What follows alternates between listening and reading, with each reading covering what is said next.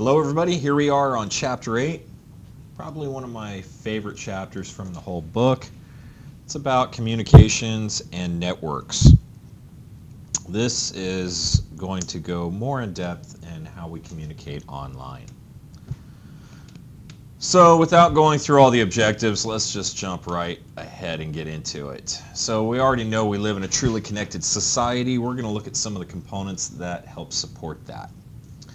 It's all about communications. There's lots of applications, whether it's email, texting, video conferencing, electronic commerce, videos you're watching on YouTube or through streaming services.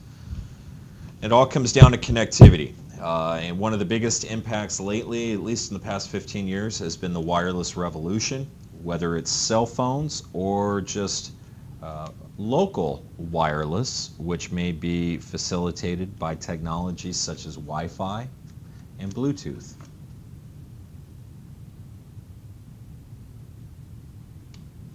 So let's look at a graphic here, and we have at one end a sending device, at another end a receiving device. Now in between we have the message.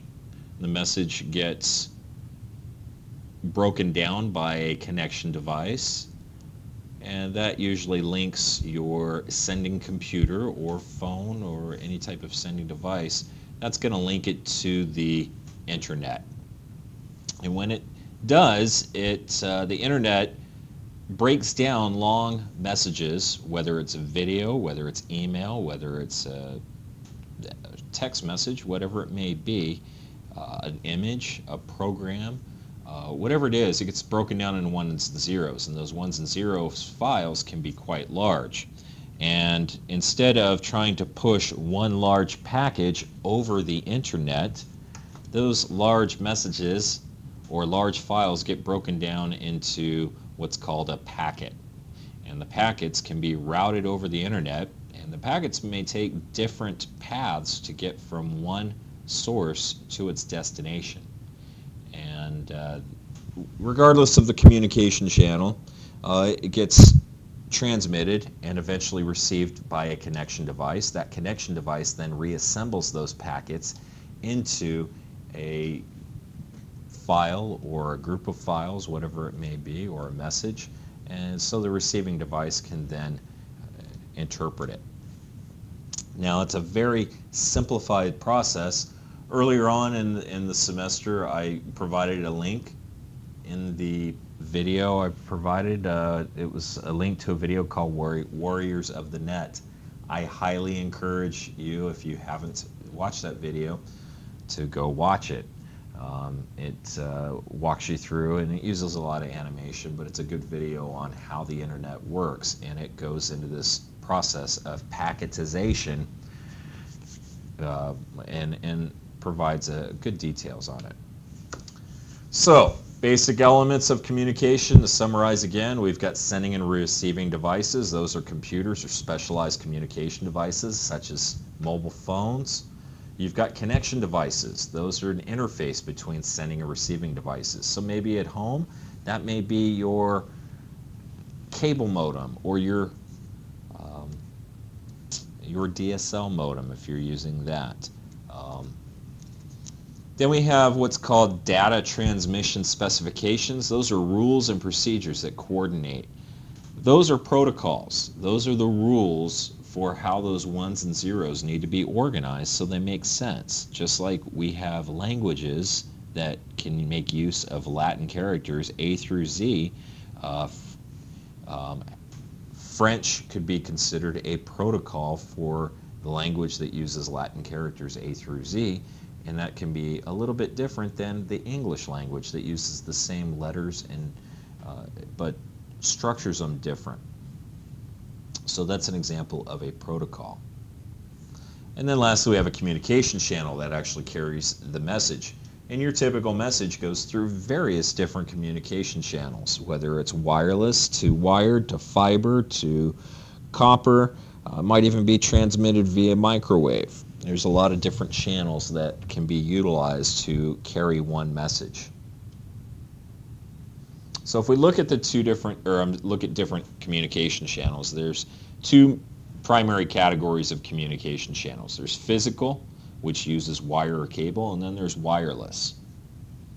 Here are some examples of some physical connections. The ones that we're most familiar with, we see over here on the right, we've got the yellow cable. That's an Ethernet cable or a LAN cable. That uses what's called twisted pair cabling. There's not two pairs of copper wire twisted together.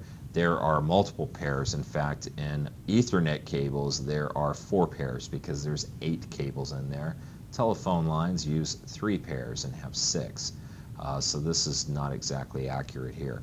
I'm not sure if the book references that or if it's just the slide. But understand, I think where they got confused is pairs. These are made up of pairs of cable and they're twisted together. It's very important why they twist them together. The twisting basically counteracts any type of feedback or of the signal or bleeding of the signal to happen. It cancels it out. That's just one example.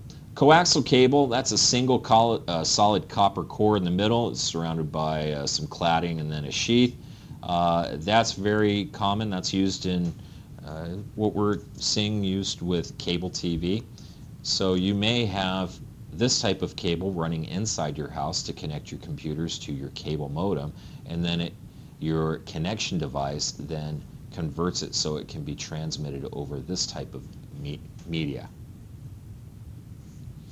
Then at the bottom we have fiber optic cable. There are certain cities across the country where you can actually have fiber optic run to your house, and then once it's in your house it may use a combination of these 2 cables, the coaxial cable and the Ethernet cable, to route it to connect different devices within a house, or it may go wireless. But the important thing about fiber optic cable is it's made up of tiny glass tubes, and the 1s and 0s are transmitted as beams of light or laser that can be transmitted along these tubes. I'm including a link to an outstanding short little video where they demonstrate the principle and how light actually gets transmitted along through fiber optic cable.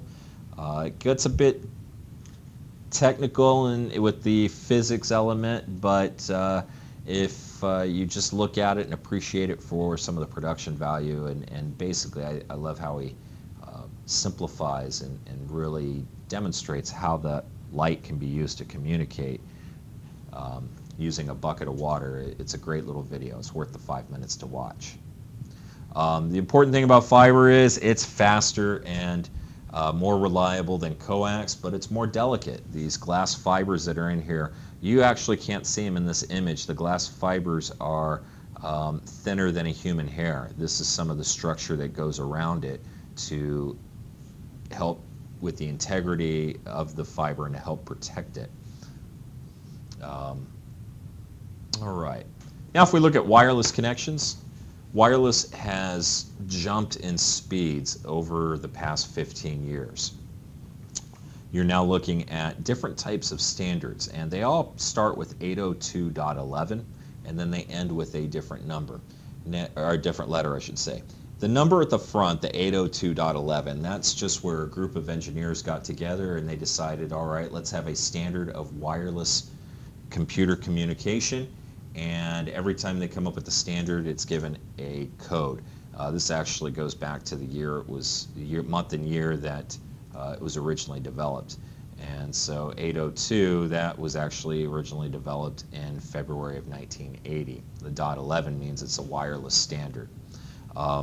You don't really need to know all that. That's just some administrivia in the back. If you become a network engineer, you'll learn all that stuff.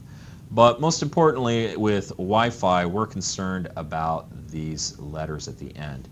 And it started with A, it went to B, then it went to G, and you can see now the speeds go from 54 megabits per second, and that's how you would say this, megabits. See, it's a lowercase b, so that's a bit, not a byte. A capital B would be a byte. A bit is just an individual 1 or 0, and this PS is per second.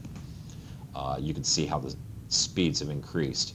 Right now, the general standard that we're seeing in most Wi-Fi access points that consumers can purchase is the AC, but you can see the AX is going to be 5 times as fast. So wireless is just getting exponentially faster with every iteration. Now that's Wi-Fi. I said wireless is getting faster. Those specifications here are for Wi-Fi, which is generally designed to support up to 1,000 feet. So it's primarily designed for local area network access. It's not really meant for long-range access. This type of tower over here is not really designed to support Wi-Fi or local access. This is used more for wide area access. And this is actually a microwave tower that's used to transmit signals from one tower to another. You see these outside police stations and other communication centers. But let's look at some of the other wireless technologies that are used. And there's special purposes for each one. They're not all the same. Bluetooth is a short-range wireless technology. This is primarily used with what's called a PAN, a personal area network. It's designed to link one person with some of their devices, whether it's a wireless headphone or maybe they're connecting their phone to their car. Bluetooth is designed for short-range personal area networking. Wi-Fi, wireless fidelity, that uses a high-frequency radio wave, and that is primarily used for local area networks to connect computers within a small geographic area, a home, a restaurant, a Starbucks, a floor or a campus within a college. That's what it's primarily used for. Now, when you step up to microwave, that also uses high-frequency radio waves, but a much higher frequency. In fact, you don't want to be standing in the way of the microwave wireless signals. Those can be a bit damaging to you. But those are used primarily in relay stations, and they require line of sight. They don't do well going through buildings and mountains and going around. They're pretty straight, but they are used for some long distance communication. WiMAX, that is a type of blending between microwave and Wi-Fi. What it does is it uses microwave signals to basically create repeaters of wireless networks. WiMAX is also a point of sight technology. What that means is you essentially have to have your antenna be able to see the transmission tower. Houston, by the way, because of its flatness, was an ideal testing ground for the development of WiMAX, and WiMAX was used to be offered as an alternative to cable modems and DSL modems for internet access in the Houston area. But it's very spotty. You could literally have one person be able to have great reception, and the next door neighbor, for whatever reason, could not have very good reception. It was a very inconsistent, spotty, and I don't think they're using it much anymore. It was popular for a while. It's been pretty much replaced by cellular. Now the data transmission speeds and data rates with cellular access has made it competitive to where WiMAX doesn't make any feasible financial sense anymore. So WiMAX is pretty much obsolete, but cellular is the reason why. Cellular still uses antennas, but it doesn't require line of sight, meaning your antenna doesn't have to actually see the transmission tower. It just needs to be within a close geographical range, and there happens to be enough towers around to provide a good mesh network to support multiple users. Now, satellite is another type of wireless technology. It uses satellites as microwave relay stations. This is another line of sight technology, and you can use satellites for internet access to receive a signal only. You can't really beam up. Well, consumers can't really beam up to a satellite, and there are some services that make use of satellites to receive satellite signals, but you don't transmit anything up. Think of satellite TV as an example. Dish Network, DirecTV. You're receiving a signal, but you're not beaming anything back up to the satellite. To send anything back to the service provider, you usually has to go through your internet line or a telephone line. And there are certain, if you're in a rural area, you could utilize the same service to receive internet signals, but if you were to ever upload any data, you would have to do that through a slower means such as a telephone line. Then we've got infrared. Infrared should be up here above Bluetooth because infrared's been around a lot longer than Bluetooth. Some of the earliest remote controls used for televisions, well, a lot of them still do utilize infrared technology. Infrared is another line of sight. It's designed over short distances, and it uses an invisible beam. You can't really see it with the naked eye, and it can transmit ones and zeros. It's much slower and inferior to Bluetooth, but it's still around because it's cheap and it's useful. And then GPS is another type of technology. It's not really so much of a wireless technology as itself. It utilizes satellite signal to microwave or to beam radio waves to GPS devices. They're not microwave waves, but they are a radio wave, and it carries along geo-positioning location data. And it uses triangulation. If you ever wondered why you needed to know in math a squared plus b squared equals c squared, well, that's the whole way GPS works. I'm not going to get into it too much. You can ask your math instructor for that. But triangulation, by knowing two sides to a triangle, you can figure out the third. And that's how GPS works. You have your point on the globe, you have a satellite at a certain point in orbit, you are able to have two distances calculated, and so there are two distances known, and then the third can be calculated. And that's how GPS works. So looking at those connection devices I mentioned a little bit ago, modems, and we commonly call devices such as cable modems and DSL modems, well, they're really connection devices. Modems were used in the old days when we needed to convert from analog to digital and digital back to analog. The case where we usually used them was when computers used to access the World Wide Web or the internet via traditional plain old telephone service lines. Those are the old-fashioned phones that maybe had the dial on them, or if they were modern enough, they may have used a touch tone. Phones like your grandmother may have in her house, the landline phones. Those used to use analog technology, meaning it wasn't ones and zeros being transmitted, but it was waves of sound. And I've got a graphic I'll show you in a little bit to help illustrate that. But in order for a computer to communicate over those analog signals, there needed to be a connection device that would do the conversion from analog to digital on one end, and then on the other end that the computer was communicating with, it would then have to convert it back from analog to digital.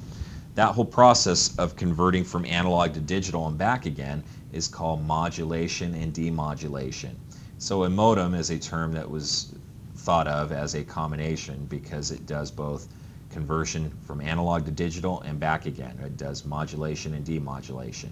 So nowadays the telephone lines are digital, so there really isn't that conversion going on from digital to analog.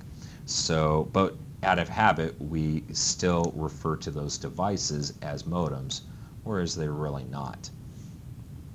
Now, when we are talking about connection devices, one of the things that comes up is the transfer rate, or the speed in which the devices transfer data, and that's usually measured as megabits per second. Once again, the capital M is the mega, The lowercase b is significant. It means that is a bit. If this was an uppercase b, it would be a byte, and we all know a byte is a group of 8 bits. So there is a difference. Case matters. And then PS is for per second. So those different types of modems you may see out in the wild, there are DSL modems and cable modems. They look pretty much the same. They stand up. They're designed to connect to either coax or maybe your plain old telephone service, and then they may split out and support multiple connections to it. And the old days, there used to be wireless modems that you could plug into a computer. Those are really obsolete. We don't see any of those anymore. Now you connect via Wi-Fi to a wireless network. Now here's the graphic I mentioned with the conversion from analog to digital and back again. Remember, an analog wave is a sine wave. It doesn't have any rigid corners. It's fluid, just like the nature around us. Whereas digital is rigid. It is either a 0 or a 1. And what you can do is you can approximate the digital signal over analog. By the way, the video on fiber optic communication makes an outstanding video that discusses this more in depth. So I'll refer you to that video. It's got a great little animation and it makes much more sense than I can. But be familiar with different types of transfer rates, all based on the metric system. We've got mega, which is million bits, G for billion, and T for trillion. Now, in the business and enterprise environment, you may have what's called leased lines. These are dedicated services for large amounts of data. You might have terms known as a T1. You might have multiple T1s that are combined to form a T3 or a DS3. Just know that these are, when you hear these terms being thrown about, they're usually designed for big businesses or organizations. You can also have what's called an optical carrier or an OC line. Those are even faster than the old-fashioned T1s up to DS3s. These are dedicated fiber all the way to the point of connection, whereas the T1s through DS3s used copper until it connected to a trunk line later on. Bottom line, these are higher capacity and not affordable for individuals. It's not like you can get these in your house. For your home, you've got some options here. There's DSL. DSL, understand that it may not have as high of transmission speeds that cable internet access can provide. However, it's more stable, meaning it's not subject to ups and downs. It's going to give you one pretty much dedicated line that is all yours. That's different than cable. Cable is faster than DSL. However, you are sharing that connection with the neighbors in your area that also subscribe to the same cable service. That's why if you've ever experienced slower internet access at peak periods of time in your neighborhood, in your area, it's because your neighbors probably just came home and they're using some of the bandwidth that you're all sharing. However, it does provide faster speed overall, but it is subject to congestion. There are satellite connection services that are designed for rural. I mentioned those earlier. Those receive signals, but they still need to upload through traditional means, usually a landline, telephone, or something like that. That makes these ultimately slower than cable and DSL, but they're useful for those remote areas where you may not have other alternatives.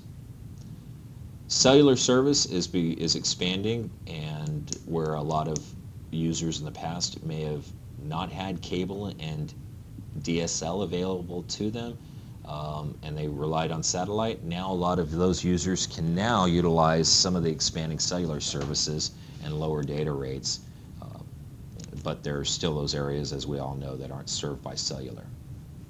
And then lastly, we've got fiber optic, or Fios. That's being offered by different carriers, primarily Google and Verizon. It's it's a fantastic service. It's very, very fast.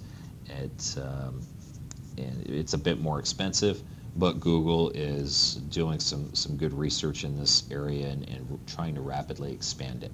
Austin is a Google fiber town, so I believe San Antonio is next on their list. No news on when Houston will be, but probably in another 10-15 years we will see a greater revolution in that. So getting back into data transmission, we've already talked about megabits per second, but there are some different considerations when we're talking about bandwidth. Bandwidth is how much information can move across the communication channel in a given amount of time, megabits per second. So the amount of time is a second, how much can be moved in that time. Kind of like miles per hour. But there's different categories. There's low bandwidth, slow, that's called voice band. That's used typically for your standard telephone communication. Medium band, that's used for leased lines. That's used to connect things like mid-range computers. Then our consumer side, we have broadband, cable or satellite connections to the internet. Remember, on these satellite connections, we're not transmitting anything up to the satellite, we're only receiving, so these are limited. And then we have lastly baseband for individual connections for computers in close range. That may be for when you connect two computers together via wireless Wi-Fi. You can do that as an ad hoc network. Not very common, but it can be done. So here's some examples of some of the cellular connection devices that are used. These provide always-on connections to access email, cloud services, apps. You can also tether your phone and not necessarily use one of these dedicated devices, but that depends on your carrier and how you're set up. Now on the protocols, we should all be familiar with HTTP, but there is a variation of that, or a more secure hypertext transfer protocol. And HTTPS is rapidly becoming the standard for web communication. In fact, Google is in the process of updating their browsers, so anytime a user encounters a website that is not HTTPS, it will pop up a little warning. That is because an effort is being put underway to force every website to use this secure protocol. And what it does is it encrypts your connection between your client connection browser and the server where the web page originates. Now, these have been used, these aren't necessarily anything new, they've been used for 20 years. Where we used to see them most frequently was anytime you would need to log into a site and you were exchanging sensitive information. Because of numerous different security concerns and concerns for privacy, there is a push to force all traffic to utilize this protocol. So you'll be seeing a lot more about HTTPS in the near future. Now, HTTPS as well as HTTP are part of what's called the TCP/IP protocol suite. This is a protocol, but it's actually a suite because there are several protocols that are within TCP/IP. And I'm not going to get too technical here, but some of the different protocols that are used are displaying web pages like HTTP, encrypting the information that is transmitted between a web server and a client connecting to it, that's HTTPS. DNS is another one, and this is one you need to be familiar with. DNS is very important. Without DNS, you would have to communicate, or I would say this, without DNS there would be no Facebook. Without DNS there would be no Google, there would be no Yahoo. The reason why DNS is important is because web servers and any type of computer that is connected to a network that utilizes this protocol, and that's basically the entire internet and World Wide Web. Well, each computer has a unique address or IP address. And that IP address is from this internet protocol, by the way. And the example of an IP address is in this slide, 65.39.69.50. That's the unique address for this computer on the internet.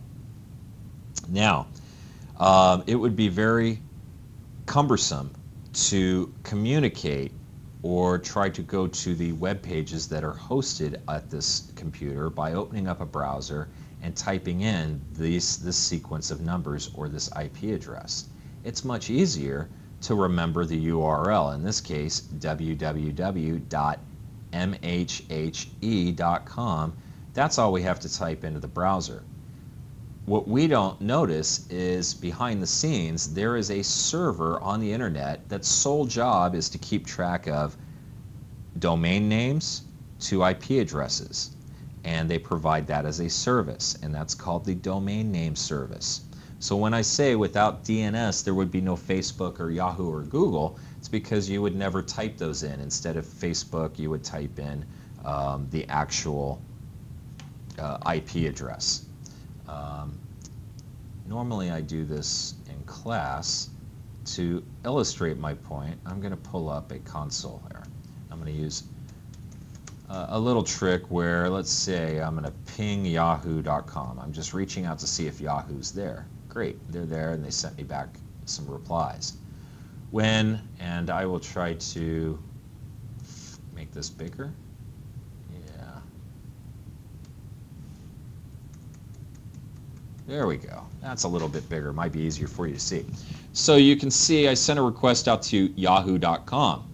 Somewhere between here and Palo Alto or Mountain View, where yahoo.com servers are, there was a domain name server that said, hey, I know where yahoo.com is. Yahoo.com is at 206.190.36.45. And instead of the packets being sent to yahoo.com, the packets were addressed to this IP address, and that exists out on the internet somewhere. Now, don't worry about this other information over here, the sequence and all that. That's just some technical information. More importantly, we can see yahoo.com, that domain name resides at this IP address. Now, since yahoo.com is so large, it's likely they have multiple IP addresses and multiple servers. So you may, if you ever ping yahoo.com, or if I do it again, it may come up with a different address. Just depends, luck of the draw. Likewise, if I ping google.com, we can see their address. And the last thing I will do to demonstrate this whole process is I'm going to open up a browser, and instead of typing in google.com, I'm going to put in the IP address for google.com. And sure enough, it took me to google.com. And it converted it back. So I just bypassed the whole need for a domain name server. I put in the IP address. And you can see I'm trying to go to Yahoo, and it's taking a little time. Yahoo's a bit sensitive about me trying to access their server directly. It would rather get routed through the domain name server. But nevertheless, that's the whole process. I like to use this metaphor in explaining another way to think of the DNS server. We use our own internal DNS servers when we talk to friends and family. For example, this month we've got Thanksgiving, or next November we've got Thanksgiving coming up. So you tell your siblings, we're having Thanksgiving at Grandma's house. But maybe you've got, you're meeting a significant other or somebody else who doesn't know where Grandma lives. Well, you have to tell them Grandma's specific address, like it's at 1313 Mockingbird Drive, Houston, Texas, or wherever Grandma lives. After that, then you don't have to give them the specific address. You just say, meet me at Grandma's house. So that's kind of how the domain names work with IP addresses. The domain name is kind of a shorthand or a quick way to remember or refer to the actual physical location of a server on the internet. And then packetization, that's that whole process I was talking about where information is broken down into small parts. Think of it as envelopes, and they're sent along in the mail, and eventually they are received and reassembled in the proper order. Now, all of this happens over networks, and there are various types of networks that are used. We're going to focus on what's called a network topology.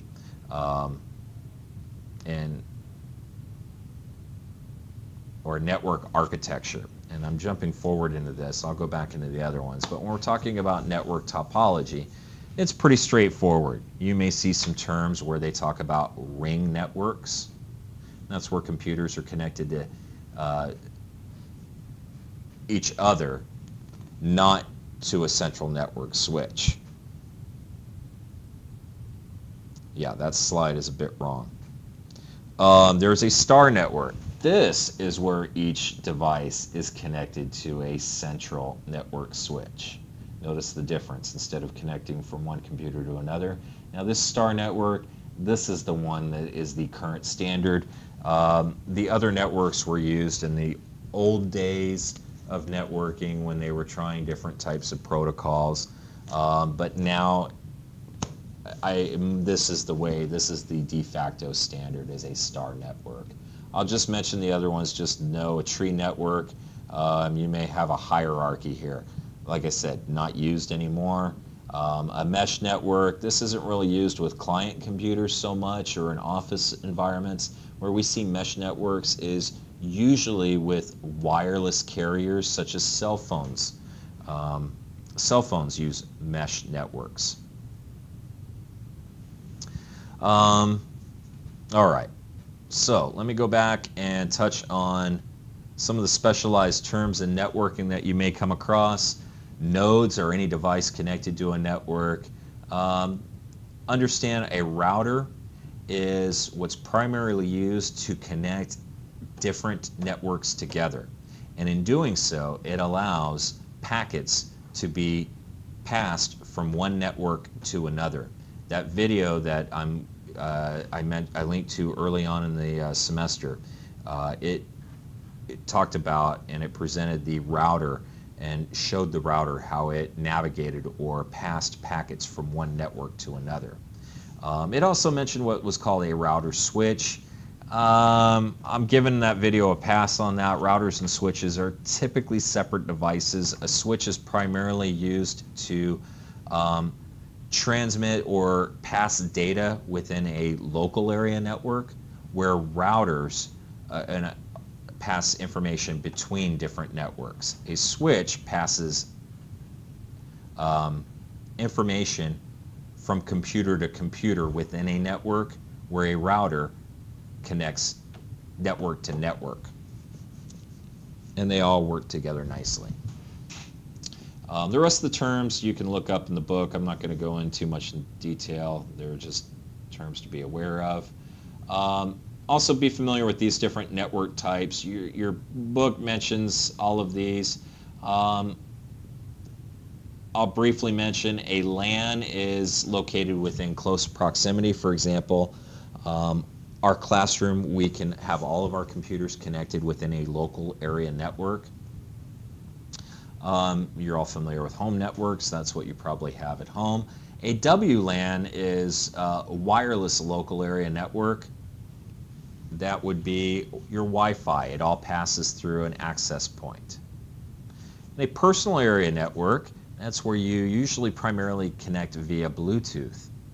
That's where you connect your Bluetooth phone to your Bluetooth car, or your Bluetooth headphones, or your Bluetooth computer. Those are personal area networks. Not really designed to network different people together. And then a MAN is a term that we hear with a metropolitan area network. That's where you may have, the city of Houston may set up a metropolitan area network to connect all the different police and fire stations together. And then a wide area network is a variation of a metropolitan area network, but it's a much broader scale. The internet is the biggest WAN of them all. That's a wide area network for country or worldwide coverage. And these are significant if you're a network technician. There are certain protocols that you use depending on the different type of network that you're working within, and that's all you really need to be aware of at this stage. Okay, we already went through network topology. Let's touch a little bit upon some network strategies. There is client server, and then there's peer-to-peer. An example of client server, that's where you connect a client to a central server. Facebook, when you connect, you log into Facebook, you're connecting to facebook.com. That's a central server. When you share files with other people over the internet, and you're doing it using peer-to-peer technology or torrents, that allows clients to communicate without going through a centralized server. That's why BitTorrents, a lot of underground information is transmitted via peer-to-peer networks because there isn't a centralized server that they can go through. In the enterprise, the businesses, you may deal with these terms: an intranet and an extranet. An intranet is a private network within an organization. It kind of works like an internal internet. It's limited access to usually employees only. Sensitive data is stored.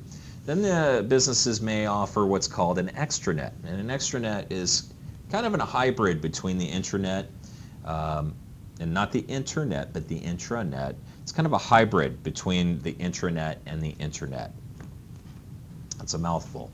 What an extra network is a way to extend private network access to maybe vendors or suppliers, trusted partners. It gives them limited access so orders can be submitted and inventory checked and things like that. Something the general public wouldn't be privy to.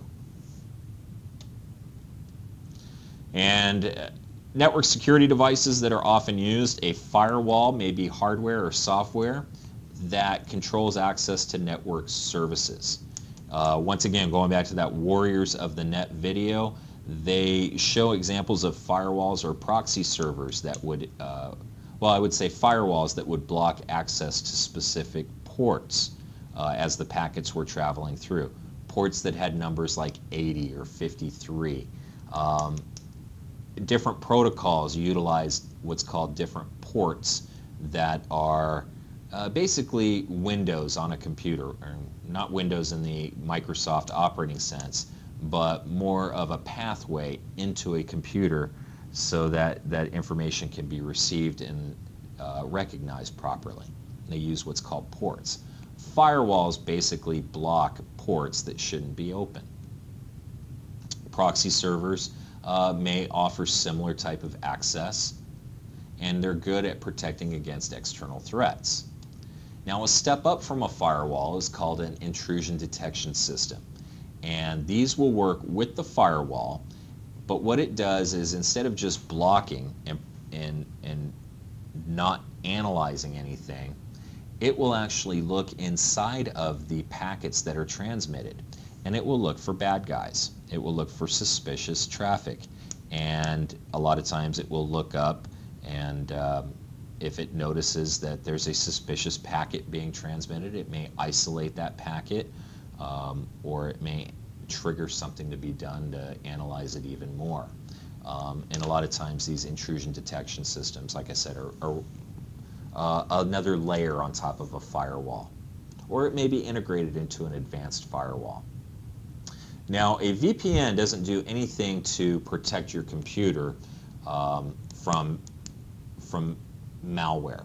What a virtual private network does is it creates a secure tunnel. If you remember back, we talked about the hypertext transfer protocol secured, how it encrypted the ones and zeros from the client to the server. A VPN essentially does the same thing. It will encrypt your traffic or your transmissions over a network, and it can be very beneficial to the user. It can be used to help protect your privacy. For example, when you log into a computer here at Lone Star, all of your transmissions those packets can be intercepted and read by our Office of Technology Service personnel, or anybody who may be able to read those packets as they travel along the internet, not just internally here, but anywhere along the internet. So a lot of times information that's transmitted over the internet is not encrypted. It's out in the open. If you're smart enough to be able to find a packet, and you can look in the packet, you may be able to find multiple packets and then reassemble them yourselves. You may be able to find usernames and passwords in some of those packets. You may be able to find images in those packets, search terms, all kinds of information. So one way to guard against that is to encrypt your data as it's being transmitted over the internet. And one way to do that is through establishing a virtual private network. And there are lots of VPN providers out there. The services and offerings have mushroomed over the recent years, and they're quite economical. And I highly recommend that you look into obtaining your own virtual private network access, especially if you rely on you're using Wi-Fi at various hotspots to do most of your internet surfing.